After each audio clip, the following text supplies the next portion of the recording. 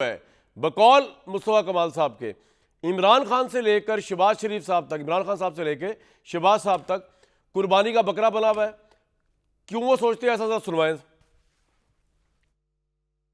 वफाक को, मैं रियासत को, रियासत के इदारों को आवाज़ लगा कर कहना चाहता हूँ।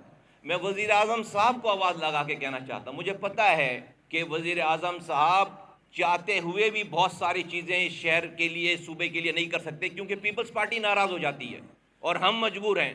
तो मैं रियासत और उनके चलाने वालों को ये पूछना चाहता हूँ, इस हुकूमत को चलाने के लिए और कितनी कुर्बानी दे ये शहर। पीपल्स पार्टी को खुली आज़ादी दे दी गई, जो चाहो करो, सिर्फ PMLN से नहीं मिलना। उसके तावान हमने भुगता है। कराची उन्होंने गदर मचा दी 4 सालों तक। इमरान खान के दौर में कोई पूछने वाला नहीं था, जो चाहे करें। फिर गजब खुदा का, इमरान खान के खिलाफ तहरीक एतमाद के लिए फिर पीपल्स पार्टी की जरूरत पड़ गई। कुर्बानी का बकरा हम बने कि जो चाहे शहर में करें, कोई नहीं पूछेगा। फिर इमरान खान को गिराने के लिए फिर कुर्बानी का बकरा हम बने, जो चाहे पीपल्स पार्टी करे, कोई उनसे नहीं पूछेगा। अब गजब खुदा का, इस हुकूमत को चलाने के लिए पीपल्स पार्टी की जरूरत है। कुर्बानी का बकरा हम बन रहे हैं, मर हम रहे हैं। कराची ब्लीड कर रहा है, पूरा पाकिस्तान ब्लीड कर रहा है। हम इस अरेंजमेंट की कॉस्ट और कितनी पे करें, मुझे बताएं। ये जो अरेंजमेंट है कि पीपल्स पार्टी के बगैर निज़ाम जो है वो धर्म बरम हो जाएगा, उसकी इसलिए उनको खुली छूट है, जो चाहें वो करें, कोई उनसे पूछने वाला नहीं है। वरना वो नाराज हो जाएंगे, तो हुकूमत गिर जाएगी, निज़ाम धर्म बरम हो जाएगा। तो हम मरते रहें खामोशी से। तो हमें कोई एक टाइम फ्रेम बता दिया जाए। इतने लोग अभी आपके मरेंगे, इस शहर में भी ये तबाही बर्बादी होगी, हमें भी सब्र आ जाए। और सोने पे सुहागा हुकूमत में भी हैं। आप तो कह रहे हैं कि प्राइम मिनिस्टर तो बड़े बेबस है, चाहते हुए भी कुछ कर नहीं सकते, लेकिन इस प्राइम मिनिस्टर को चलाने के लिए पीपल्स पार्टी की जरूरत है, वैसे ही जैसे इमरान खान को चलाने के लिए जरूरत थी। तो आप कहना क्या चाह रहे हैं बेसिकली?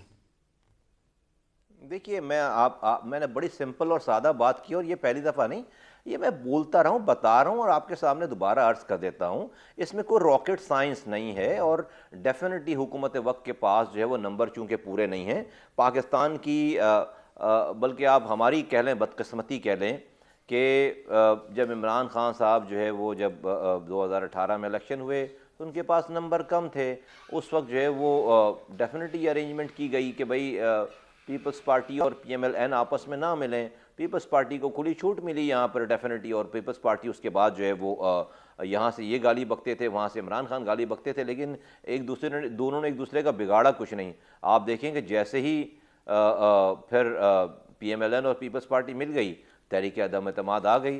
तो ये बदकिस्मती है, हमारी बदकिस्मती है कि पाकिस्तान में कोई नंबर्स ऐसे हुए हैं इस तरह के कि वफाक को सस्टेनेबल करने के लिए 2018 में पीपल्स पार्टी की ज़रूरत पड़ी। फिर जो है वो इमरान खान के ख़िलाफ़ तहरीक एतमाद PMLN और पीपल्स पार्टी मिलकर लेकर आई ना। अगर पीपल्स पार्टी नहीं शामिल होती तो इमरान खान के ख़िलाफ़ तहरीक एतमाद नहीं आ सकती थी। फिर पीपल्स पार्टी की ज़रूरत पड़ गई, और अब ये हुकूमत के पास नंबर डेफिनेटली, अगर कोई कानून साजी करनी है, कोई आइनी तरमीम करनी है, तो इस हुकूमत के पास और ये सारे इत्तेहादियों के पास मिलाकर इतने नंबर नहीं हैं।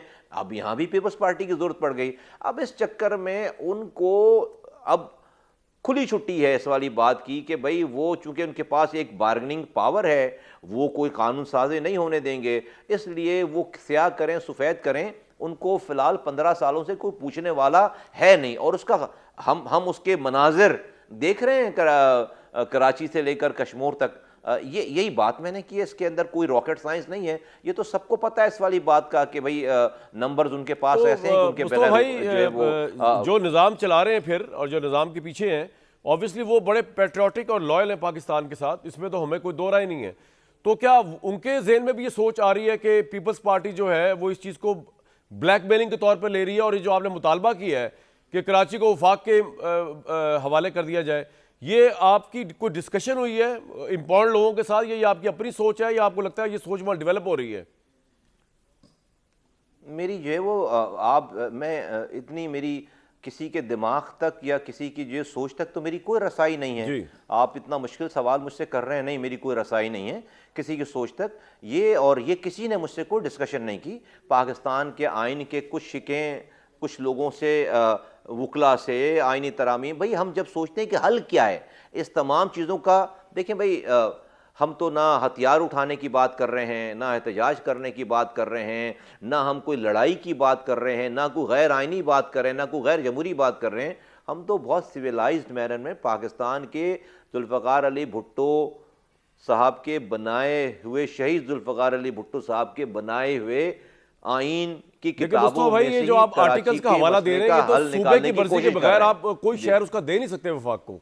Article 148 obligation of province federation, article 148 directions to province. नहीं, ऐसा नहीं है जी, नहीं, ऐसा नहीं है, ऐसा नहीं है, ऐसा नहीं है। आप अभी किसी आईनी माहिरीन से, अब इस प्रोग्राम में आप मुझे जवाब ना दें, आप किसी से मशवरा करें। मैंने ऐसे बात नहीं की है, मैंने आईनी माहिरीन से बात की है। मैं वैसे ही निकल कर मैंने बात नहीं की है। बिल्कुल अगर सूबा अपनी जिम्मेदारी नहीं कर रहा, वफाक को इख्तियार है इंटरवीन करने का। आप आर्टिकल 140A का 3 पढ़ें। अच्छा, तो मैं आपको आपके पता सामने चलेगा कि एक जो है आर्टिकल की वो वो रखता वफाक हूं। मुस्तफा भाई आप इसकी जरा रहनुमाई करें हमारी। आर्टिकल 239 मुस्तफा भाई आपके सामने रख रहा हूं मैं, इसका क्लॉज 4 है।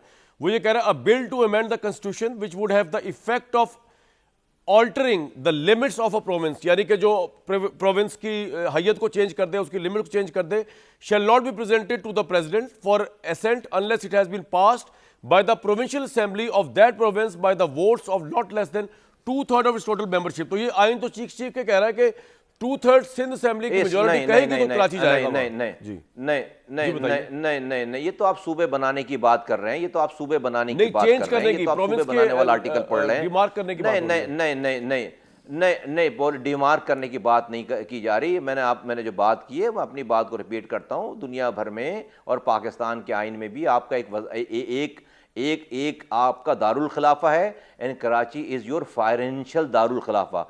कराची आपका माशी दारुल खिलाफा है।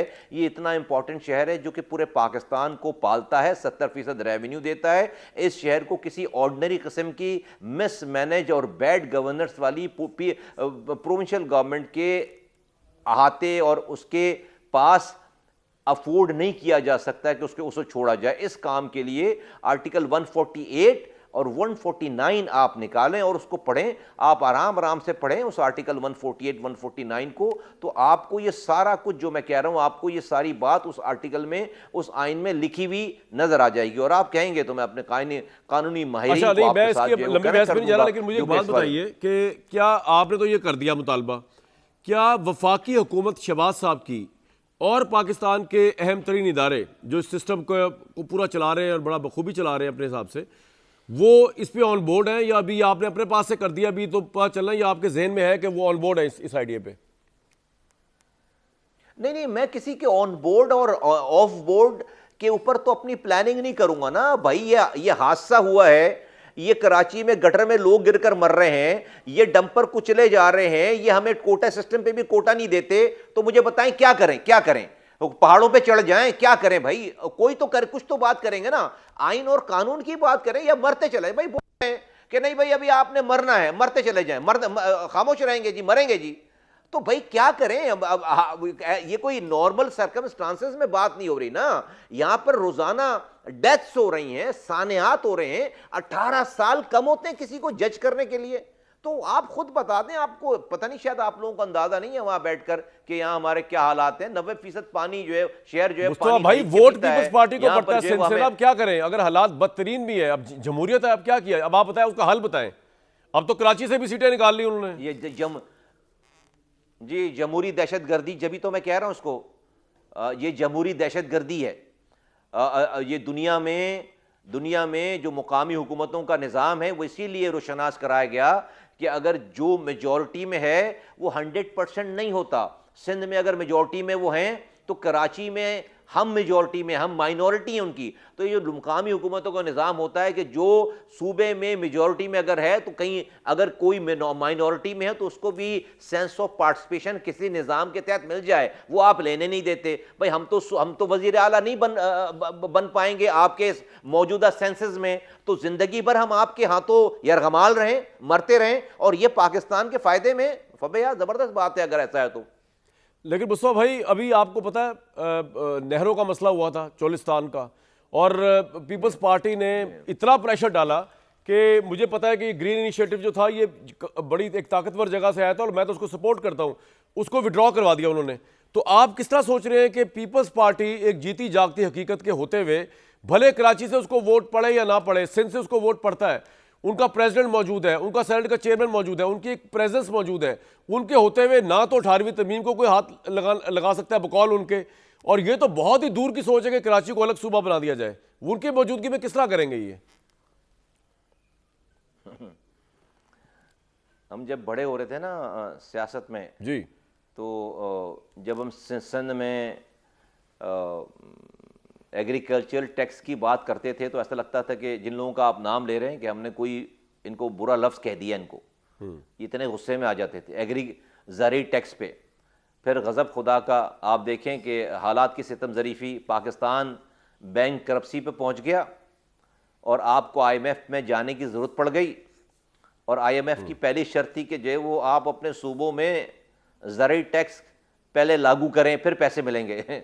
तो उन्होंने ज़री टैक्स का ऐलान जो है वो वज़ीर आज़म पाकिस्तान शहबाज शरीफ साहब से नहीं करवाया, उन्होंने ज़री टैक्स का ऐलान जरदारी साहब से करवाया। और लगा टैक्स, जिस चीज़ को वो बुरा समझते थे और गाली समझते थे, वही ज़री टैक्स जो है वो हालात की मजबूरी में लगाए।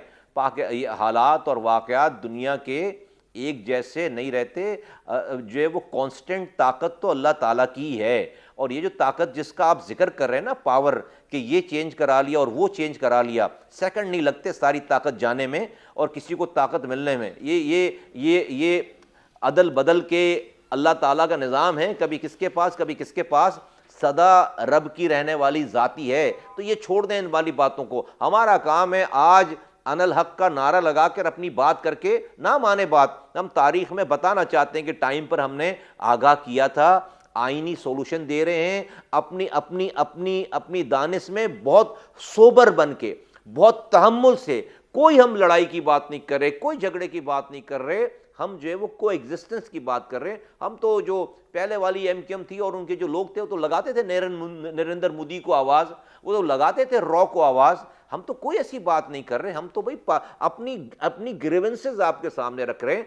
गजब खुदा का, आपसे बोलो कि यार भाई आप गवर्नेंस ठीक करो, आप मुझे जो है वो बल्दिया टाउन बताते हो, बल्दिया फैक्ट्री बताते हो, आप मुझे जो कहते हो कि मैंने खराब किया, आप कहते हो, मैं तो कहते मैंने इसलिए कहा कि हमने तो PIA के जहाज भी हमने अगवा किया था, हमने जो है वो अल-जुल्फ़कार भी हमने ही बनाई थी, और मुर्तज़ा भुट्टो साहब को भी हमने ही जो है वो मरवाया था कराची के रोडों पे। तो सज़ा देना, आप 18 सालों से हैं, तो आप इसी दिनों के लिए इंतज़ार करते हैं? नहीं, ये बड़ी बचपने वाली बात है। लोगों के गज़ब और गुस्से को थोड़ा सा खुदा के वास्ते उसको अंडर एस्टिमेट ना करें। और लोग तंग आ गए हैं, फिर आप जो है वो कोई अपने हाथ में कानून ले लेगा, आप इसी फौज को फिर बुलाएंगे कि आओ फला आदमी पाकिस्तान के खिलाफ खड़ा हो गया, तो हथियार ले लिया, आओ इससे लड़ाई करो। हम ये जो हमारा निज़ाम है ये डिसइनफ्रेंचाइज लोगों की बनाने की फैक्ट्री बनी हुई है।